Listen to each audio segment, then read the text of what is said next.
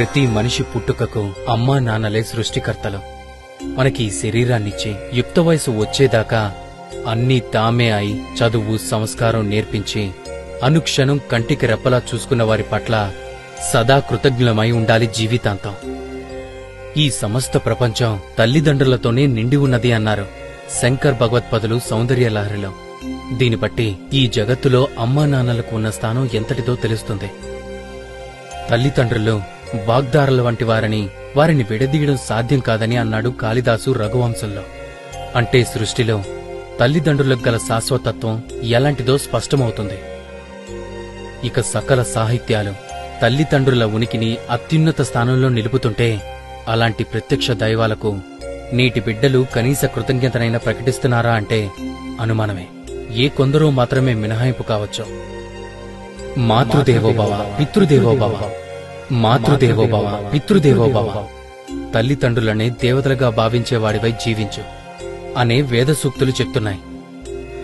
ఈ సూక్తిని శిరస్సును ధరించి అనుసరిస్తున్నవారు కొందరైతే తల్లిదండ్రులను తమ సుఖ సంతోషాలకు అవరోధాలుగా భావించి వాళ్లను దయ్యాలుగా చూస్తూ తరిమి కొట్టే అధములైన కొడుకులు లోకంలో లేకపోలేదు. పున్నామ నరకం నుంచి తమను ఉద్ధరిస్తాడనుకునే కొడుకు తాము బతికి ఉండగానే తమకు ప్రత్యక్ష నరకాన్ని చూపిస్తుంటే వీడు కొడుకా లేక యమకింకరుడా అని తల్లిదండ్రులు దుఃఖించే పరిస్థితులు నేడు సమాజంలో కనిపించటం శోచనీయం.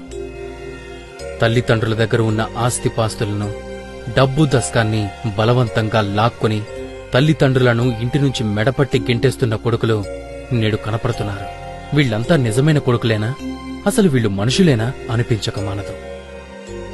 తల్లిని గౌరవించి ఆదరించేవారికి మానవ ప్రపంచంలోనూ, తండ్రిని ప్రేమించి పూజించేవారికి అంతరిక్ష లోకాల్లోనూ, గురువును భక్తి ప్రవర్తనలతో సేవించిన వారికి బ్రహ్మలోకంలోనూ తిరుగుండదని మనుస్మృతి చెప్తుంది. నవమాసాలు గర్భంలో మోసి ప్రసవ వేదనను అనుభవించి తనను కన్న తల్లిని అష్టకష్టాలు పడిపెంచి పోషించిన తండ్రిని క్షణంలో మర్చిపోయి తన ప్రయోజనాన్ని మాత్రమే చూసుకునే సంతానానికి నిష్కృతి ఉంటుందా? ఉండనే ఉండదు. తల్లిదండ్రుల రుణాన్ని 100 ఏళ్లపాటు సేవించినా తీర్చుకోవడం కష్టమే. ఏ తల్లిదండ్రులైనా తమ సంతానం గుణవంతులుగా రాణించాలని, తమకు ఆత్మసంతృప్తిని కలిగించాలని మాత్రమే కోరుకుంటారు. వేరే ఏదో ప్రయోజనంతో చూడనే చూడరు. అలాంటి తల్లిదండ్రులను డబ్బు కోసం, ఆస్తుల కోసం, శారీరక సౌఖ్యం కోసం కాలతనటం ఎంతవరకు ధర్మం? గుణహీనులైన ఎందరో కొడుకుల కంటే గుణవంతుడైన ఒక్క పుత్రుడు చాలునని. ఆకాశంలో ఎన్ని నక్షత్రాలు ఉన్నా ఏం ప్రయోజనం? ఒక్క చంద్రుడుంటే చాలు. ఆకాశానికి భూమికి అందం ఆహ్లాదం కలుగుతాయని పంచతంత్రం చెబుతుంది. పార్వతీ పరమేశ్వరులను తల్లిదండ్రులుగా ప్రస్తుతించాడు కాళిదాసు. అంటే తల్లి పార్వతీదేవి వలె సకల మంగళాలకు నిలయమైనదని, అపార కారుణ్యమూర్తి అని, ఆమెను తలుచుకుంటే చాలు సకల సౌభాగ్యాలు వర్షిస్తాయని తాత్పర్యం.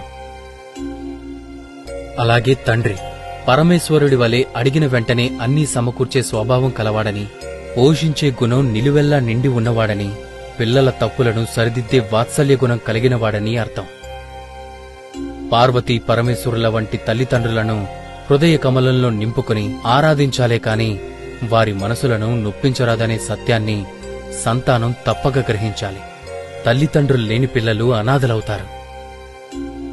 తల్లిదండ్రులు కళ్ల ఎదుట ఉన్నంతకాలం వారి విలువ తెలియదు. వారు కనుమరుగైపోతే ఎంత కష్టం, ఎంత నష్టం, అది ఎవ్వరూ పూరించలేని లోటు. తల్లిదండ్రులు బతికి ఉన్నప్పుడు బాధలకు గురిచేసి చచ్చిన తర్వాత వారి సమాధులపై పూలు చల్లితే ఏం లాభం? మరు జన్మలో కూడా ఈ సంతానమే మాకు కావాలి అని తల్లిదండ్రులు కోరుకునే విధంగా పిల్లలు ప్రవర్తించాలన్నదే అన్ని శాస్త్రాలు ఉపదేశిస్తున్న సత్యం. వారి పాదాలకు నమస్కరిస్తే కాశీ ప్రయాగాది పవిత్ర క్షేత్రాలు దర్శించిన ఫలం, లక్ష్మీనారాయణులను సేవించిన పుణ్యం దక్కుతుంది. తల్లిదండ్రులు జీవించినంతకాలం వారి మనసులను నొప్పించకుండా అవసరమైనప్పుడు సేవలు అందిస్తే చాలు. అప్పుడు ఈ లోకమే ఒక స్వర్గం, ఒక కైలాసం, ఒక వైకుంఠం, ఒక బ్రహ్మలోకం, ఒక ముక్తిధామం. మిత్రులారా, తల్లిదండ్రులను జీవితాంతం ప్రేమిద్దాం. ఎన్ని జన్మలెత్తినా వారి రుణం తీర్చుకోలేనిది. అమ్మా నాన్నలు మీకోసం చేసిన త్యాగాలు, కష్టాలు, మీపై కురిపించిన ప్రేమాభిమానాలు మర్చిపోకండి. ప్రియంగా పలకరించండి. వారిని దైవ స్వరూపాలుగా భావించండి. మీరు ఎంతగా వారిని నొప్పించి మాట్లాడినా ఎప్పటికీ ఎన్నటికీ ఏమీ అనుకోని గంగిగోవులు. మీ శ్రేయస్సు కోరుకునే ప్రేమ స్వరూపాలు వాళ్ళిద్దరు. ఒకవేళ అమ్మా నాన్న ఏదైనా అంటే మాత్రం వారేమీ పైవాళ్లు కాదు కదా. అదంతా మీపై ఉండే ప్రేమతోనే తప్ప వారికి మనసులో కోపం, ద్వేషం ఎందుకుంటుంది చెప్పండి? మీరు ఎప్పటికీ వారి దృష్టిలో పిల్లలే. చిన్నప్పుడు వారి ఒడిలో పెరిగిన ఆ చిన్నారులేగా. ఆడిన ఆటలు, పాటలు మరవకండి. అడిగిన ప్రతీదీ మీకు అందించారు.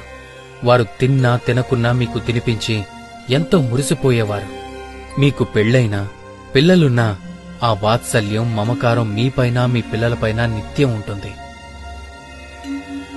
అది విడదీసుకోలేని బంధం, విడదీయరాని బంధం.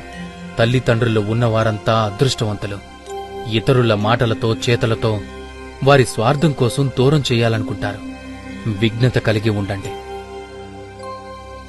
వారిని ఏ దిక్కు లేనివారిగా చేయకండి. వృద్ధాశ్రమాల్లోనూ అనాథ శరణాలయాల్లోనూ ఉంచడం భావ్యం కాదు. బాధ్యతగా వారిని మనతోనే ఉంచుకుందాం. వారి రుణం తీర్చుకుందాం. హరే కృష్ణ.